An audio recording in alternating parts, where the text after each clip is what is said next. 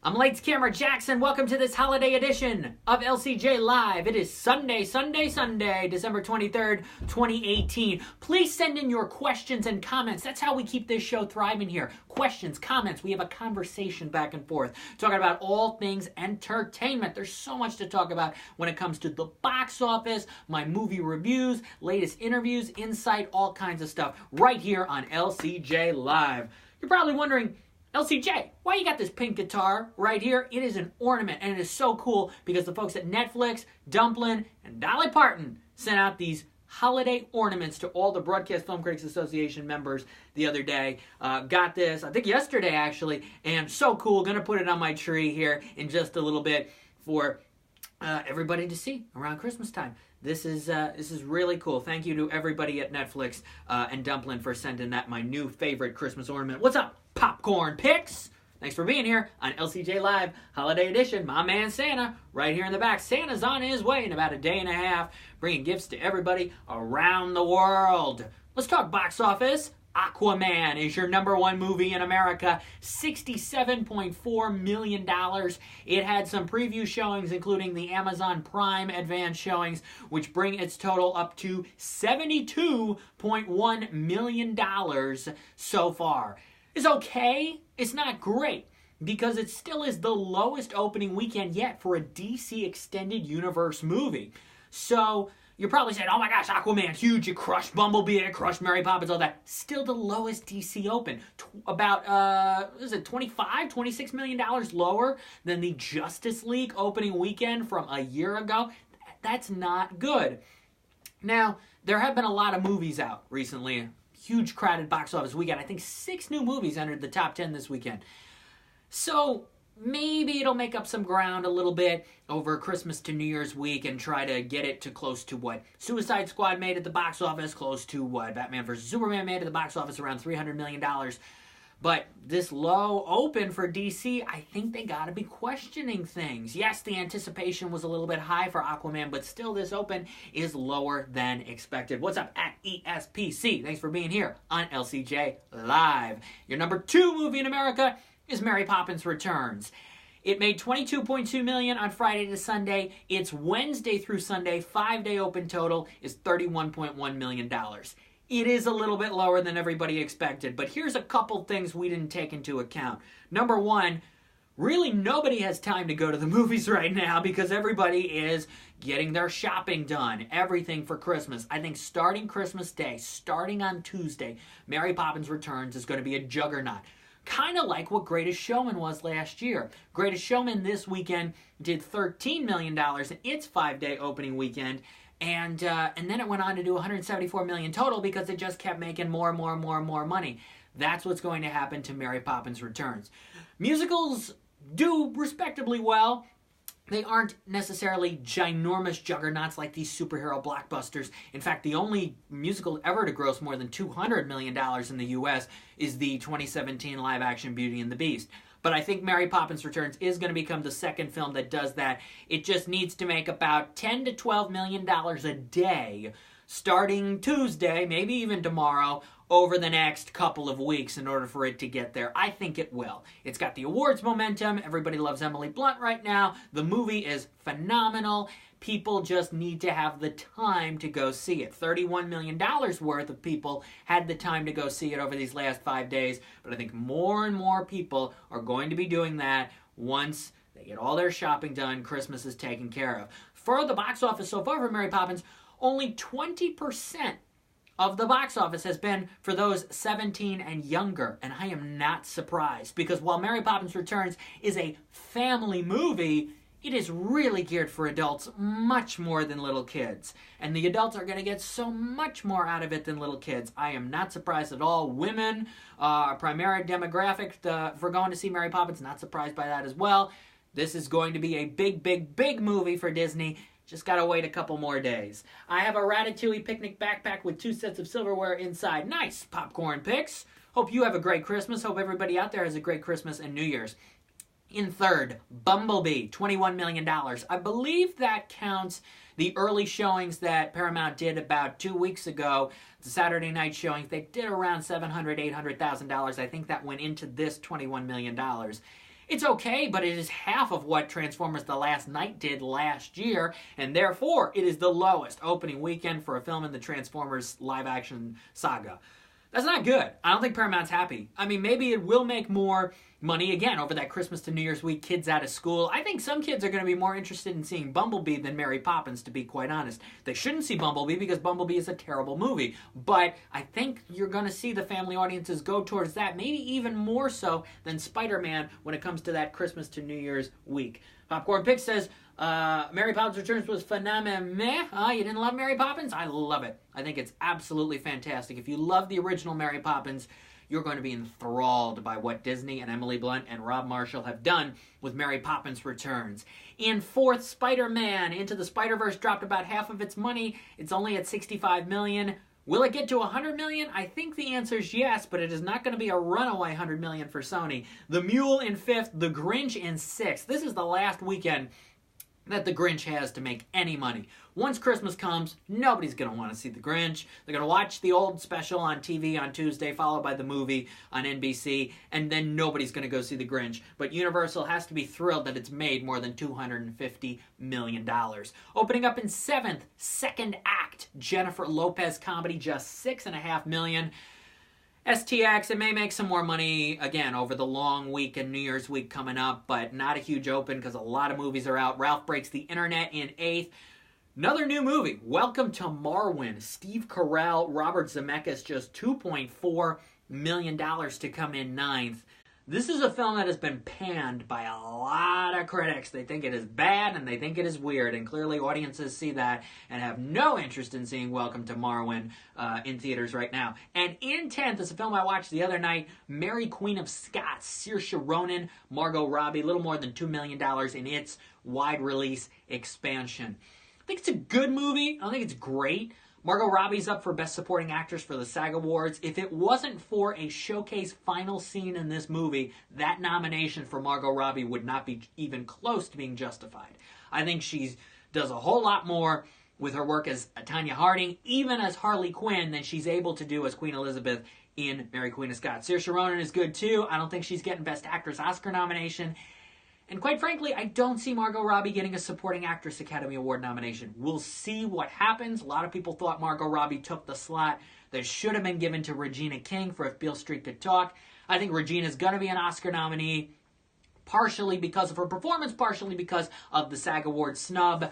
I don't see Margot Robbie getting in there, but we will see. The costumes and the makeup, though, are really good, and both of those are nominated for Critics' Choice Awards. In limited release, opened up this weekend, is a foreign film called Cold War. Really good romance. Opened up in 3 theaters and did pretty well for itself. A lot of movies have been expanding, but a lot of movies fell out of the top 10, like Instant Family, Fantastic Beasts, Creed 2 fell out of the top 10 because, again, 6 new films entering the top 10 this weekend. That is certainly a big number. So how all these movies do over the long Christmas to New Year's week and a half-ish we have to come. Again, Mary Poppins is going to do a lot more. Bumblebee, I think, will do okay. Spider-Man will do okay. Grinch will fall. And as for Aquaman, it's Thursday night to Friday to Saturday to Sunday. It kept falling. We'll see if all the comic book fandom went out weekend one, and there won't be a lot more over the holiday week. Maybe Mary Poppins can actually win one of those holiday days against Aquaman. It's going to be pretty interesting. But as we keep rolling here with this holiday edition of LCJ Live, we got to talk about a couple movies that are opening up nationwide on Christmas Day. In fact, one of them opens tomorrow night. You can see it on Christmas Eve, though I don't recommend you do. It's Vice. Christian Bale as Dick Cheney, Amy Adams as his wife Lynn Cheney, Steve Carell, another Steve Carell movie, and Sam Rockwell. It's directed by Adam McKay, who did The Big Short. I think it's very disjointed. He has some decent ideas, but he often goes too far, and we don't really go in depth into Dick Cheney, even though it's a movie about his life that spans 50 years. So very underwhelmed by Vice. But Tuesday is Holmes and Watson. Will Ferrell, John C. Reilly as Sherlock Holmes and Dr. Watson.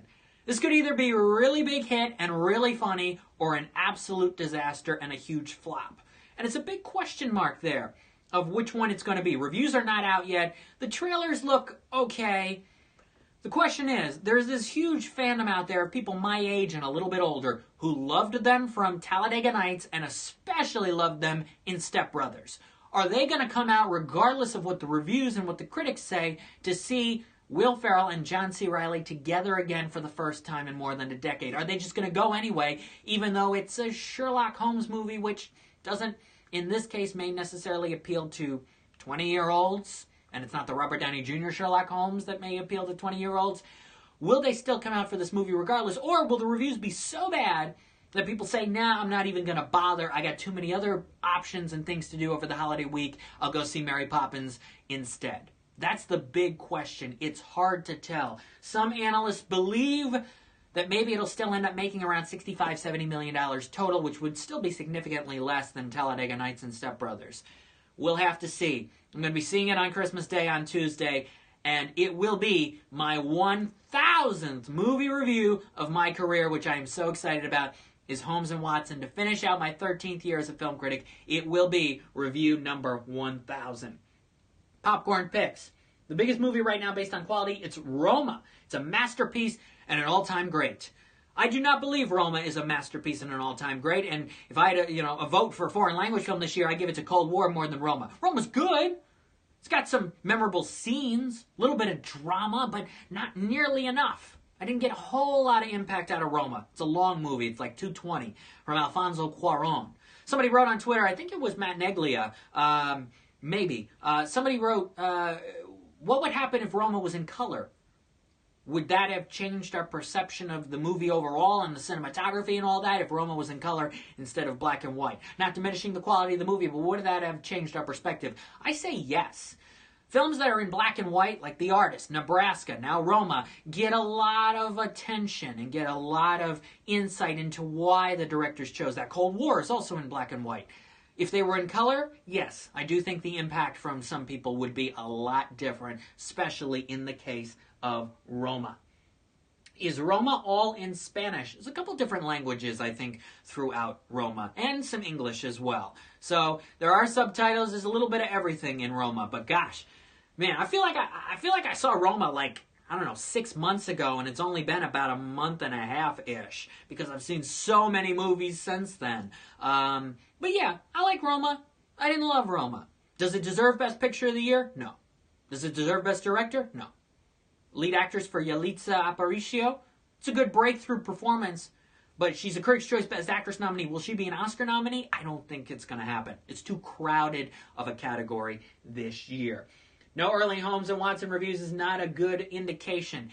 Yeah, I think Sony wants to hold off as much as they can. Maybe it's not that good, but again, maybe people into that Will Ferrell lowbrow humor, if it works, will enjoy Holmes and Watson. That's why I'm really curious about it, and I'm excited that it's my 1,000th review.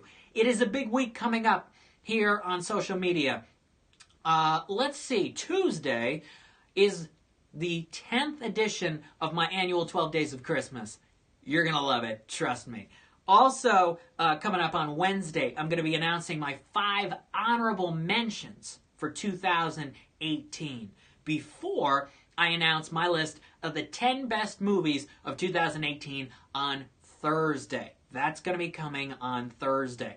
I'm actually going to be on a radio station. I'm going to be on WAMC Radio live Thursday morning announcing my picks for the 10 best movies of 2018. And then you'll be able to check out a video and a blog piece where I go a little more in depth as well on my picks for the 10 best movies of 2018. It is a big week ahead. So excited about that. I am going to have a new piece on John C. Reilly, which has been a big year for John C. Reilly. Sisters Brothers, Ralph Breaks the Internet, Holmes and Watson, and his Golden Globe and Critics' Choice nominated performance in Stan and Ollie, which opens this Friday in New York and LA. Going to break down all of that in a new blog piece that's going to go up tomorrow at lights-camera-jackson.com.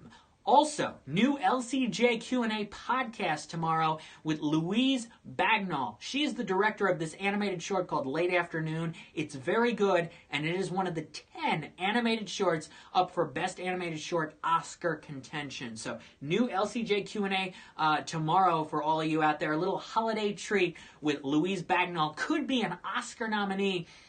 This is from Cartoon Saloon, the makers of The Breadwinner and Song of the Sea, and it is really good. So check that out tomorrow at lights-camera-jackson.com, on Podbean as well, and I'll have the text version at animationscoop.com. I've heard about this film called Bathtubs Over Broadway.